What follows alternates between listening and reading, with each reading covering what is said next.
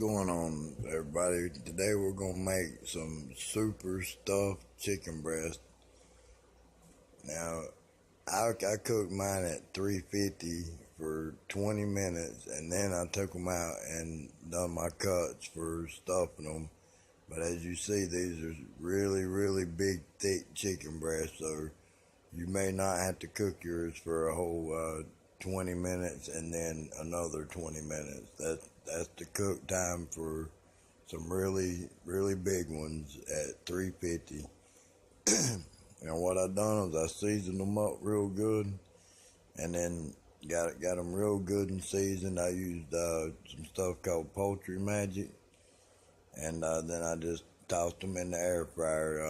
I thought about using a rack, but I didn't put a rack in my air fryer. Just throw them in like they was, and the two of them barely fit. They were pretty big size, as you can see, pretty thick chicken breast. And what I did is I put them on 350 for 20 minutes. And what we're going to make is we're going to make a broccoli with cheddar, super stuffed chicken breast, and then tomato and mushroom and Swiss, and the broccoli and cheddar with the tomato, mushroom, and Swiss in the other one. So this is me cooking them for the first 20 minutes. Then I'm going to put a straight slice down the middle, and then you're going to want to put a sideways slice down each side. Now while it's cooking, you can go ahead and do your prep work. As you see, I'm getting my mushrooms and my tomatoes for the mushroom and Swiss stuffed chicken breast. And then I'm going to get me some broccoli out and shred me up some, I shredded up some sharp cheddar to go with the broccoli, and with the tomatoes and mushrooms, I went with some Swiss. Now you want to go ahead and cook them halfway through at least, so that you can get your cut right, because cutting the chicken raw is it's wrong. Don't even try it. It's a lot easier to get it halfway cooked and then do the cuts in it, because you're going to want to put a long cut down the middle. This is me doing the cut here. This is after it's cooked for 20 minutes. Now, it's not done, but it's nearly done. I've put a straight slice down the middle already, and there's the two sideways slices. See, that way it makes a big open inside pocket. And I mean, you just stuff it in there as much as it'll hold. Just pack it in. It needs to be like a super loaded baked potato. And then just pack that cheese on top of it, and just pack it down into the crevice so that it's nice and flat. I was worried about it sticking to the aluminum, but as long as you got it pressed down in there like that, the cheese just melts right down into it. And then here's me doing the broccoli one.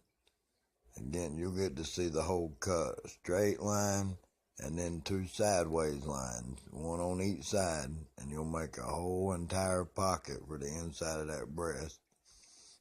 Might not be able to do as big as one if you do a smaller one. Now, smaller breast won't need as long as the cooking time, so when you take it out after 20 minutes, that's when you can judge if you want to run it for 10 or 20 or even 25 minutes. It just depends on how much that first 20 minutes done you.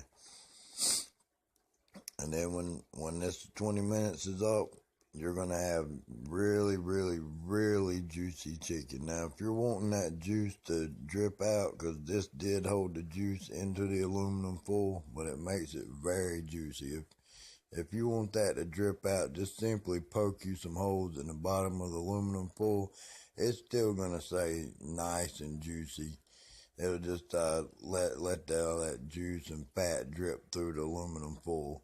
Because I'm telling you, these had juices running out of them for 5 minutes after I cooked them. I mean, this was the juiciest chicken breast I've ever ate. So if you want it to be super juicy, don't poke the holes in it. Here, I'm gonna go ahead and show you what this looks like, man. I'm telling you, this was good. This is some of the best chicken I've had in a long time. Now, that's the tomatoes and the mushrooms. So, don't get misunderstood. That's not uncooked chicken. That's tomatoes in there and mushrooms with some Swiss. And here's some broccoli and cheddar.